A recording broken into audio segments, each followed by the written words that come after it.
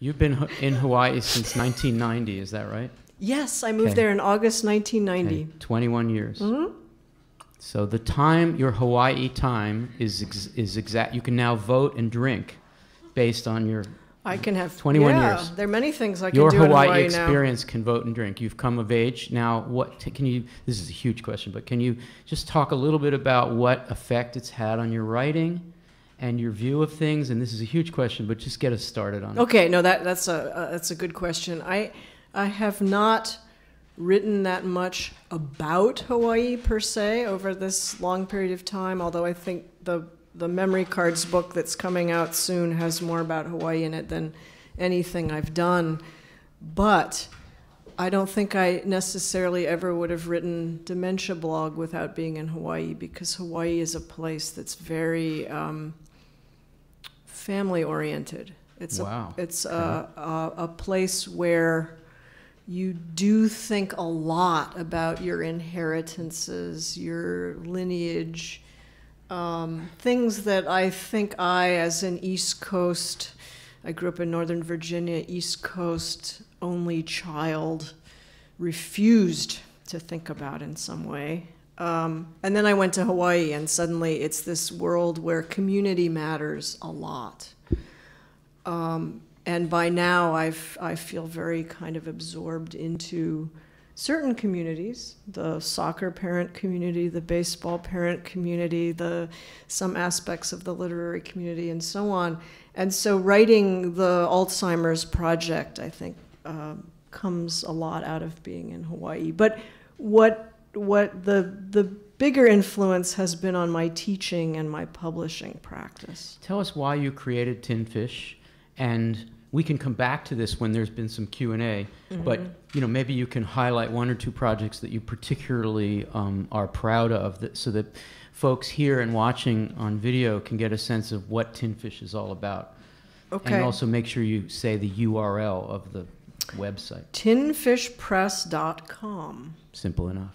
I think there's an HTTP or a www in there somewhere. No doubt. But you could, or you could Google Tinfish Press. Right. Easy enough. Why did you do it? It's funny. I started it for a reason that I'm not sure any longer applies necessarily. But I started it because as I left graduate school in the late 80s, I had just, and I went to University of Virginia, where Al went to, which was it was a, shall we say, a fairly conservative place. And you were a Northern Virginian, and you felt that way. Imagine the guy from the New York area. Hey, are you making assumptions about me because I'm from the suburbs? Aren't you a first family of Virginia type? Are you kidding? Sorry. I like that idea. I provoked you there. I'm a second family of Virginia. Or third, maybe. FFV, by the way. FFV, they're called. So what was I saying? Coming from this graduate program that was fairly conservative, I think it's safe to say, I had just discovered language poetry by reading an issue of Verse magazine, and it was like, oh wow, this stuff is interesting. It's so unlike anything I've ever read in graduate school. Late 80s, early 90s? Very late 80s. So then I get a job in Hawaii, where language poetry was at the time complete anathema. The literature that I confronted in Hawaii was very narrative. I'm going to talk a little bit later in relation to Lynn's poetry on Poem Talk about the relationship between local Asian American literature and food, for example. That, again, very interested in family, heritage, why you belong, how you talk, who's an insider, who's an outsider, very interested in identity issues. And here I was coming with this new love of language poetry, which is like, hey, there's no identity, let's party.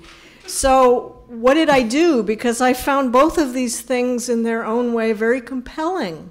So I thought, hey, I think there's a room for a kind of experimental poetry in Hawaii, which doesn't really exist. where you use the kind of some of the strategies of language poetry, and you see what happens when you bring that into this local Hawaii context. So I set it up, kind of advertised this, and then for quite a while it didn't really happen. But I think now, these days, there are a lot of experimental poets who are kind of cross-referencing identity issues and language, colonialism, and all of these things. So, which would seem an obvious fertile ground for that kind of idea. Oh, and you wanted me to talk. Yeah, can you pick up one? Okay, I made this spread. Since there's food spread, there's also this food for thought spread of recent Tinfish work. One of the things we're doing at the moment is a year of chapbook a month. They're called retro chapbooks because it takes us back to the early days when things were cheap and we just sent them out in the mail and forget the distributor and that kind of thing. So we're doing that at the moment. But one book that I really like is by Giselle Gahelonia, who's now an MA student at the University of Hawaii. And she did an honors thesis in which she rewrote a lot of American poetry. And she placed it on the bus, which is the public transportation system in Hawaii. So it's called 13 Ways of Looking at the Bus. The title poem is the Wallace Stevens poem, 13 Ways of Looking at a Blackbird, except it's about driving across Oahu in the bus. And then she also took on Elizabeth Bishop, Hart Crane, any number. She rewrote The Wasteland. She's, in person, you'd never guess that she rewrote The Wasteland. She rewrote the instruction manual by John Ashbery. Instead of placing it in Mexico where John Ashbery had been, she placed it in New York, where she wanted to go to Columbia. Brilliant move. She wanted to go to Columbia, and she was really fascinated when she discovered there were Jews in New York. It's turnabout is fair play, but it was Guadalajara, the tourist view of Guadalajara. Very terrific. Wow. Well, it's an undoing of the tourist view of Hawaii as well. Yeah, so nice. Anyway, and she uses quite a bit of Hawaiian Creole English or Pidgin in here, which is something that we've published a bit of. Can you say for the record her name and the title again so that people later can find it? It's 13 Ways of Looking at the Bus by Giselle Gahelonia.